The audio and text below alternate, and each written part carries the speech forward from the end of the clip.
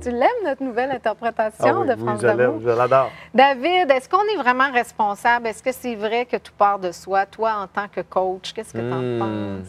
Bien évidemment, j'ai mon opinion là-dessus, mais je serais curieux d'entendre la tienne avant de commencer, Christine. Je vais te relancer. Ben oui, bravo. Ben oui, voilà, l'art de dévier la question. Selon toi, ça veut dire quoi, tout part de soi? Bien, tu sais que moi, dans la vie, je ne suis pas extrémiste. Je fais toujours attention de me garder une petite porte de sortie ou en tout cas de mettre les choses en perspective, du moins. Mais pour la majorité des choses, oui, je pense que tout part de soi. Je pourrais aller très loin dans ce concept-là par rapport à la responsabilité qu'on a sur notre vie. Bon, bien, si tu me permets, je vais prendre le flambeau et je vais continuer sur ta bien belle sûr. lancée. Parce que non, mais c'est vrai, c'est bon. C'est un bon début d'explication. Puis, selon moi, en fait, si j'essaie de l'over-simplifier, de le sursimplifier, quand on dit tout part de soi, tout, pour moi, ça s'arrête, ça se limite à tout ce que tu peux percevoir dans ta réalité. Ah, je trouve ça extraordinaire. Donc, parce que, tu sais, la réalité, c'est vaste. Hein? Il se passe plein de choses. Tu as des millions d'informations qui sont disponibles en même temps. Puis concrètement, tu ne peux percevoir que maximum 5 à 7 informations stimulées à la seconde avec ton système nerveux. C'est déjà beaucoup, je trouve. C'est quand même déjà beaucoup quand on y pense, sauf que la réalité est beaucoup plus vaste que ça, puis il y a des millions d'informations qui nous sont disponibles.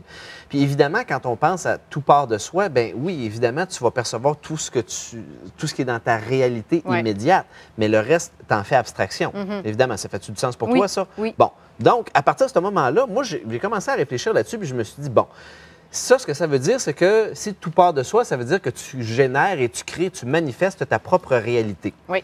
Puis en me disant ça, je me suis dit, oui, mais ça, je suis persuadé que ça doit en déranger, ça, du monde à la maison. Parce qu'il y en a qui se disent, oui, mais ça m'énerve, ça, ce concept-là, de faut être responsable de sa vie et de sa réalité. Là, je me suis fait mettre à la porte, j'ai perdu mon emploi. Bien, c'est pas toujours bien c'est pas ça, de ma c'est pas de ma faute à moi. Qu'est-ce que tu veux bien que je fasse C'est avec ça. ça? Puis je suis pas responsable de ça. Puis prendre responsabilité pour tout dans la vie, ça devient lourd à un moment donné. Puis là, tu peux continuer là-dedans. Puis je me suis dit, comment je peux aider les gens à non seulement comprendre ce concept-là, mais en plus évoluer là-dedans, puis les aider à créer ce qu'ils veulent et aussi éviter de créer ce qu'ils veulent pas.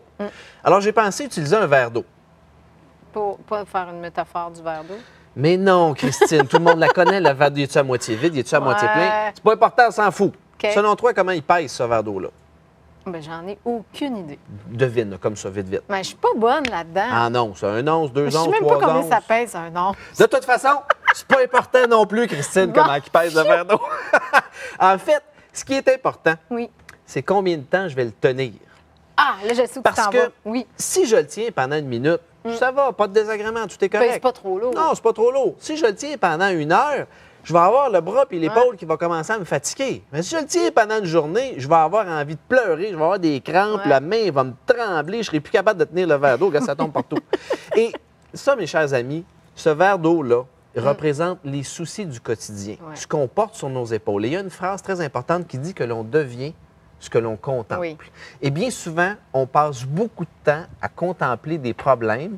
Et donc, en ce sens, on en manifeste, on en crée encore plus dans notre réalité parce que c'est ça qu'on regarde.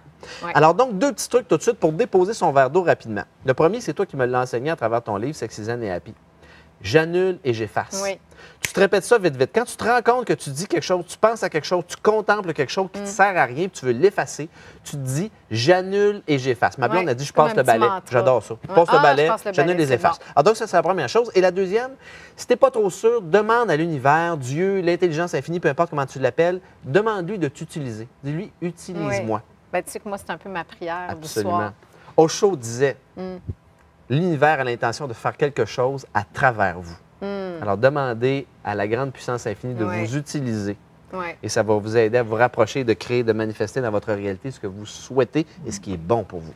C'est ce qu'on vous souhaite, en tout cas. Hein? Ce qu'on souhaite. En tout cas, moi, je vous le souhaite. Et ça peut se faire en douceur. C'est jamais obligé d'être infernal comme processus. Ça, simple, facile, léger. Oui, exact. Merci, David. Merci infiniment.